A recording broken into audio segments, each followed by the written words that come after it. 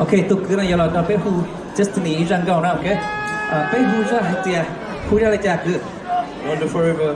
now forever。OK，Giang câu nói ổn đây bây hôm mà của sa, cháu phỉ Giang câu nói cho kia theo cái từ husband nhớ hồ nó thế, vì thì you told me nè, nếu kia của nếu cha story na, họ share cái liền nên chỉ nếu từ lần đầu về thì mua now and forever thì Giang câu nói before nữa, OK? OK，alright。真的不 OK 了，OK。